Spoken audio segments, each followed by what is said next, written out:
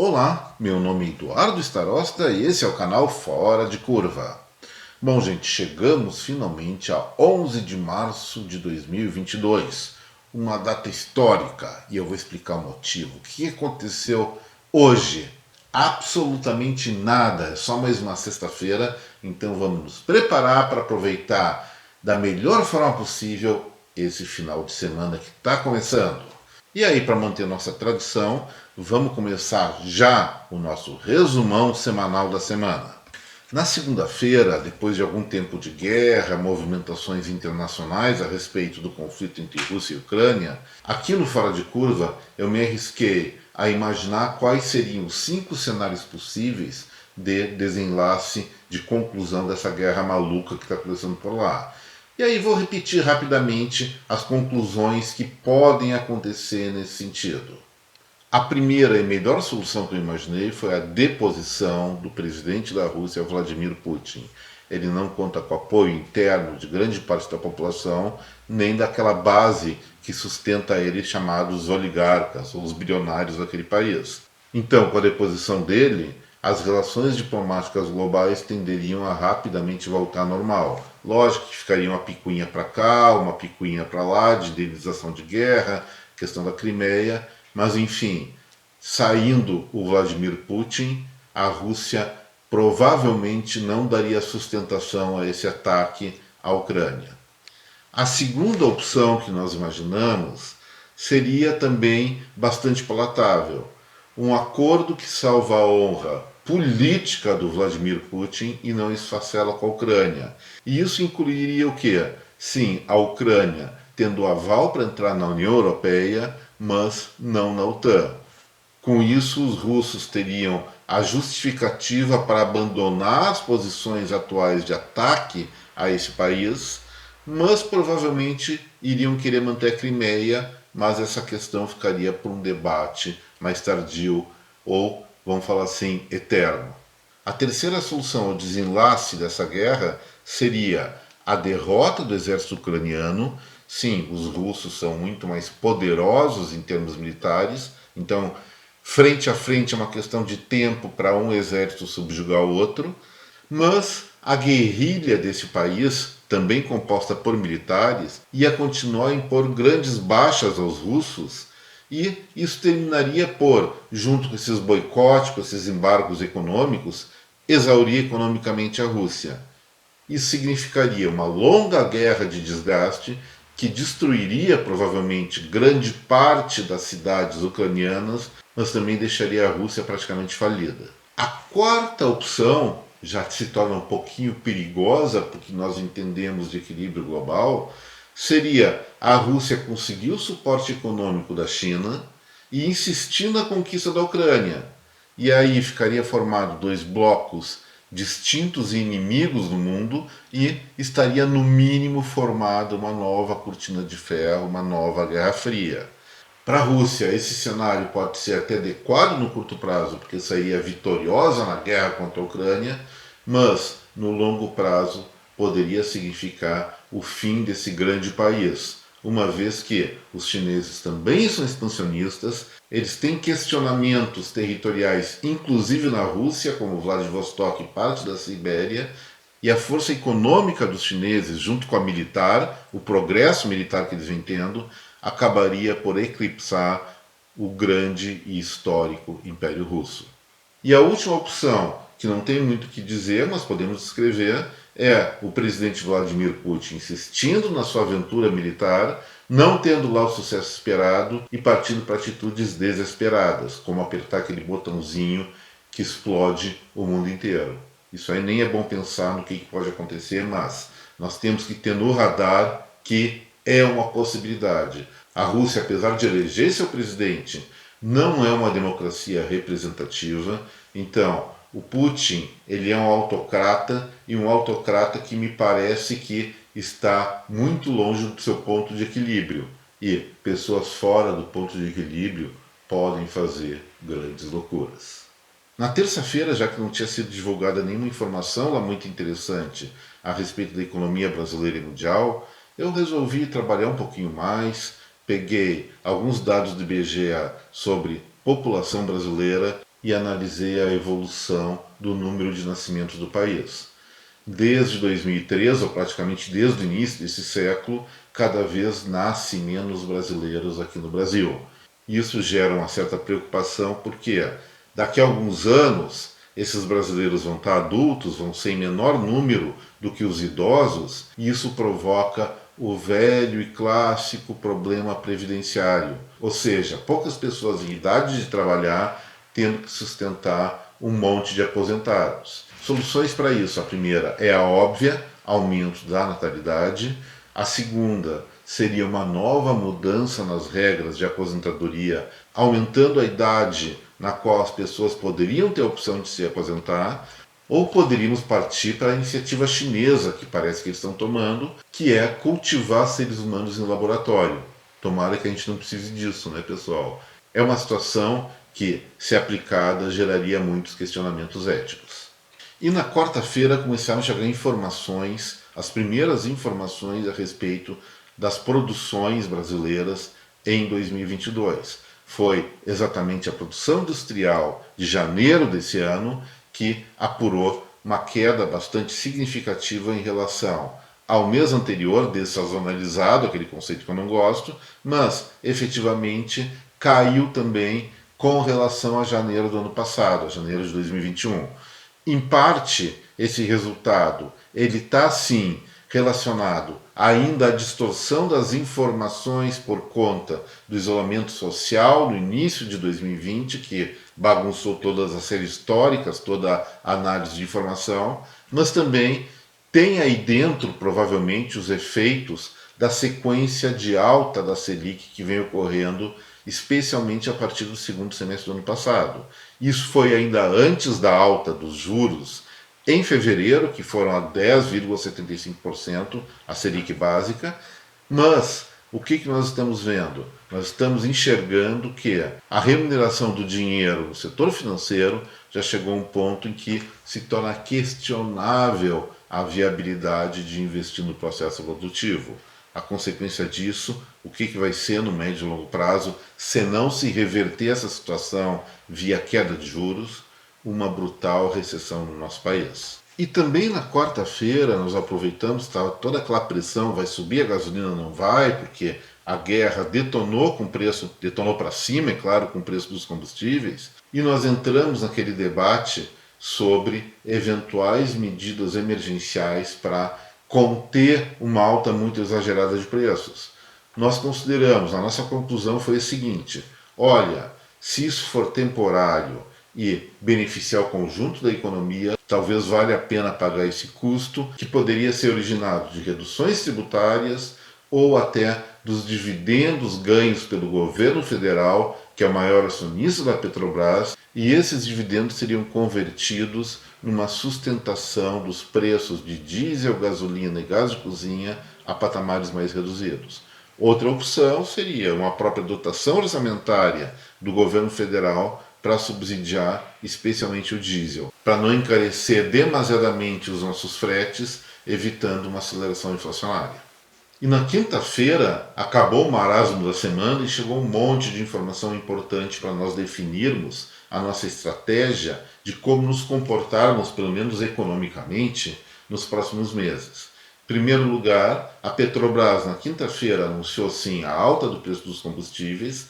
Analisamos novamente medidas temporárias para conter uma alta exagerada.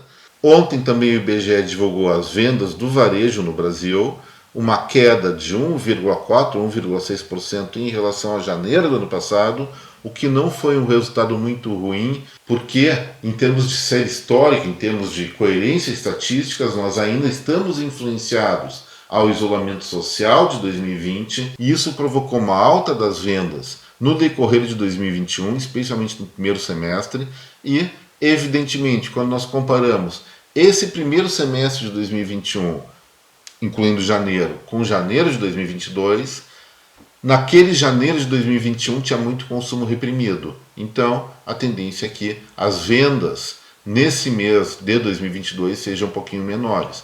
Mas essa rota ela está se encerrando e provavelmente, de acordo com as nossas previsões aqui, lá por março ou abril, o indicador de vendas do varejo ampliado, que inclui veículos e material de construção, comece a ficar positivo. Isso dependendo do comportamento dos consumidores e dos próprios lojistas diante dessas altas de juros. Lógico que se os lojistas decidirem vender menos e ganhar mais no mercado financeiro, essa previsão vai para água abaixo. E é uma possibilidade real. Então, de novo, Banco Central, vamos parar com essa palhaçada de juros altos no Brasil, os juros mais altos do mundo. Não tem sentido. Outro indicador que me pareceu bastante positivo, apesar da imprensa não ver assim, foi a alta do emprego em janeiro, que registrou o terceiro melhor resultado para esse mês desde 2003. A imprensa disse que não foi tão bom porque janeiro de 2021 a alta foi muito maior. Mas vamos pensar no contexto que nós estávamos vivendo em janeiro de 2021, quando a economia estava em plena recuperação frente ao isolamento social. Ou seja, estavam simplesmente recuperando empregos perdidos em 2020. Agora não. Agora é uma outra situação que também pode ser ameaçada pela alta de juros. Também nessa quinta-feira, a Conab divulgou uma baita informação, que foi o resultado mais provável da safra agrícola agora 2021-2022, com um crescimento de 4%. Essa alta, especialmente impulsionada pela soja, é uma excelente notícia para os municípios do interior do Brasil de pequeno e médio porte que vivem a partir da agricultura. E finalmente, nessa última quinta-feira, nós fizemos um questionamento com alguma profundidade filosófica a respeito dos fertilizantes que podem ser extraídos às margens do Rio Madeira em território indígena, colocando que essa é uma alternativa, uma real chance dessas comunidades começarem a ganhar seu dinheiro, começarem a ter sustentabilidade econômica para escolher aí sim o que vão fazer das suas vidas. Eu falei naquela oportunidade que eu considero que é uma hipocrisia querer preservar a cultura através da preservação da miséria alheia. Vamos deixar que os nativos brasileiros definam qual o futuro que eles querem ter. Como nós aqui, descendentes de europeus, africanos e asiáticos, temos esse direito nas cidades do nosso país. E agora, na sexta-feira, além de algumas informações sobre greve dos caminhoneiros por conta da alta do diesel, que até esse momento é inevitável, talvez se o Congresso aprovar alguma medida paliativa na segunda-feira, esse preço dos combustíveis, tanto diesel como gasolina e gás de cozinha, caia. Mas o dado importante e efetivo que saiu foi a inflação fechada de fevereiro desse ano, que acelerou para 1,01%, como você pode ver nesse gráfico que está aí. Eu vim argumentando que a inflação estava em queda, e queda consistente desde outubro do ano passado, e de repente deu um salto no IPCA 15 de fevereiro, que inclui preços de janeiro, e agora consolida mais 0,02%, chegando a 1,01% no cômputo total do fechamento de fevereiro. E aí, o que aconteceu? Será que aquela queda dos meses anteriores, ela perdeu sua consistência? Não. É que a inflação é relacionada a efeitos de curto prazo. Dê para ver o que realmente está acontecendo, eu resolvi me aprofundar um pouquinho para ver o que vem determinando essa inflação, essa alta inflacionária em fevereiro. E olha só, pessoal, a coisa é muito óbvia. E olha só, pessoal, não é contexto econômico, muito menos contexto global que pressionou os preços agora em fevereiro. Simplesmente o que aconteceu foi muita chuva no sudeste e pouca chuva aqui no sul, frustrando a safra, que é de curtíssimo prazo, de hortifrutigranjeiros. Nós vamos ver o quê?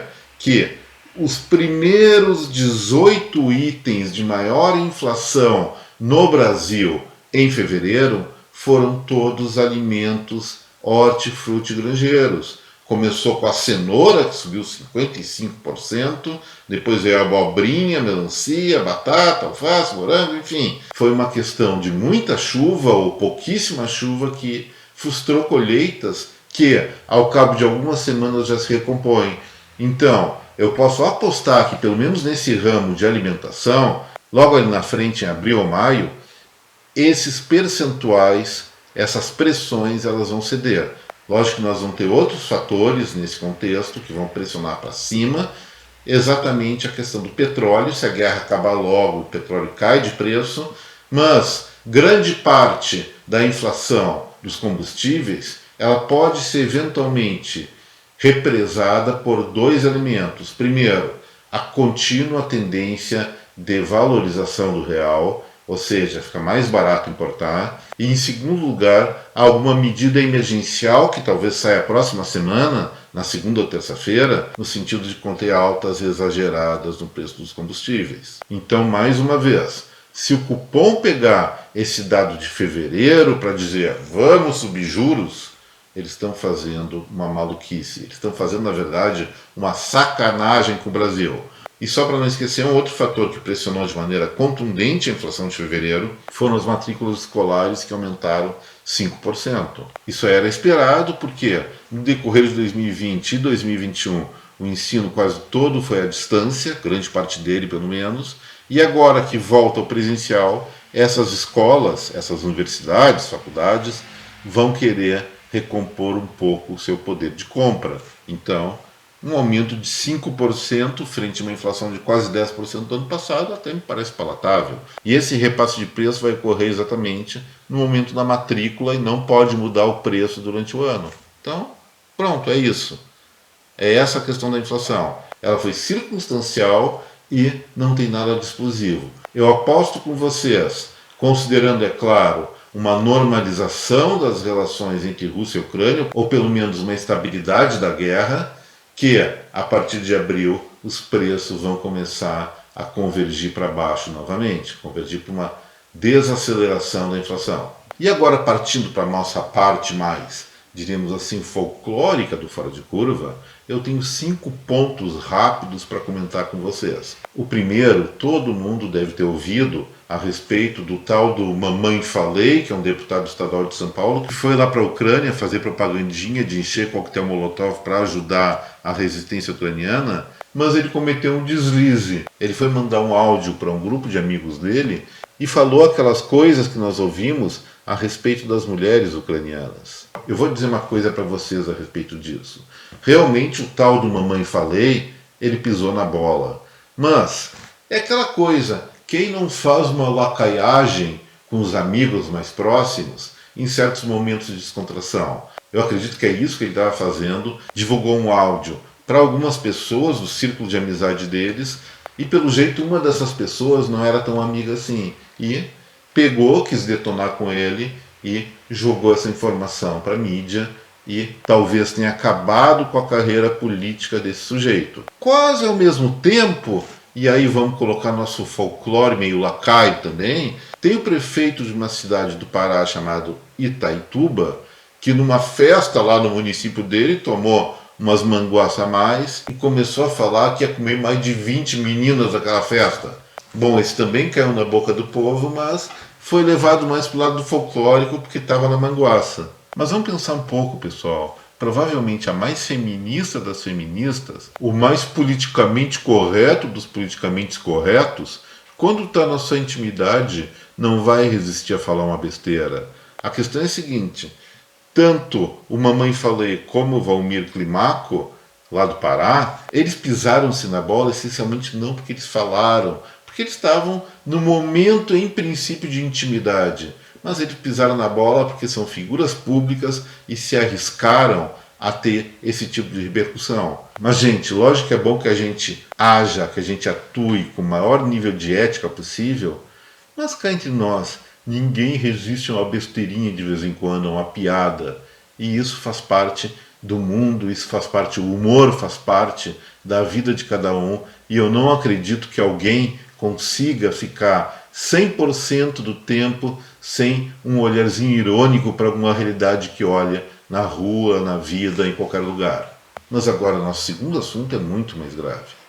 Alguém aí na minha frente, do outro lado da tela, gosta de rato? Eu acredito que se 1 ou 2 espectadores gostarem desses roedores, é demais a conta. Mas olha só, tem gente que gosta de ratos. E tem um bando de cientistas que são fanáticos por esse bichinho que importunam a vida da gente, provocam doenças e aquela sensação de nojo quando eles cruzam a nossa frente. Já chega de tanto rato, parece que existe um dado no qual existe para cada ser humano no mundo 5 ratos. Então nós estamos numa grande e sonora desvantagem, porque desguincham muito.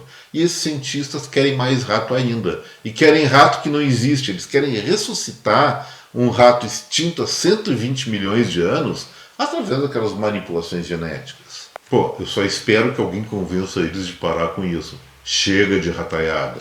Mas aí vamos sair da ciência e vamos para o mercado. Vocês sabem que em certos setores da economia é muito difícil competir.